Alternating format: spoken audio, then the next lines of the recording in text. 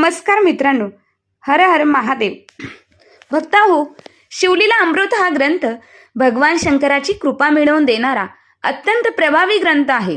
आज आपण या ग्रंथाची संपूर्ण माहिती पाहणार आहोत. पारायणाचे नियम आणि विधी सविस्तर पाहणार आहोत. व्हिडिओच्या शेवटी मी एक असा नियम सांगितला आहे जो अनेक जण सांगत नाही, तेव्हा व्हिडिओ शेवटपर्यंत नक्की पहा. मित्रांनो, सर्वप्रथम जाणून घेऊया शिवलीला अमृत पारायण का करावे. दुःख, दारिद्र्य आणि कर्जातून मुक्ती मिळावी, असाध्य रोग, आरोग्याच्या समस्या दूर करण्यासाठी, तसेच विवाह जुळण्यातील अडथळे, संतती प्राप्ती, मानसिक शांतता, व्यवसायात प्रगतीसाठी हे पारायण करावे. पारायणाचे नियम.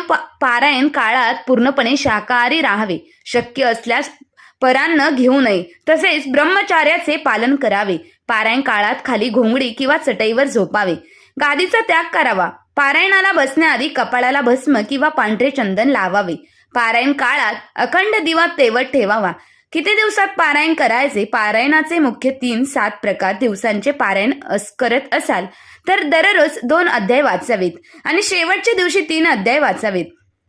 5 दिवसांचे पारायण करत असाल तर दररोज 3 अध्याय वाचावे.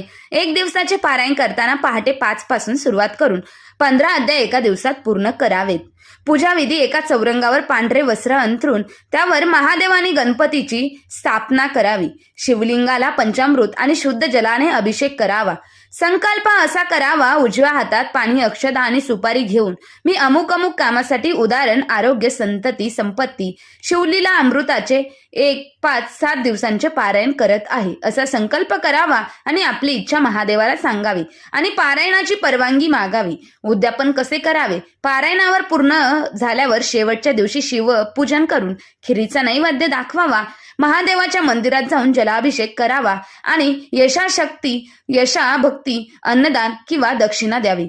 तुम्ही जर संकटात असाल किंवा मनातील इच्छा पूर्ण करायची असेल तर हे पारायण आवश्यक करा. जर तुम्हाला ही माहिती आवडली असेल तर आपल्या चॅनलला सबस्क्राईब करा आणि कमेंट बॉक्समध्ये ओम नमो भगवते वासुदेवाय नमः, ओम नमः शिवाय ह्या मंत्राचा जप करा आणि कमेंट करून नक्की सांगा. धन्यवाद.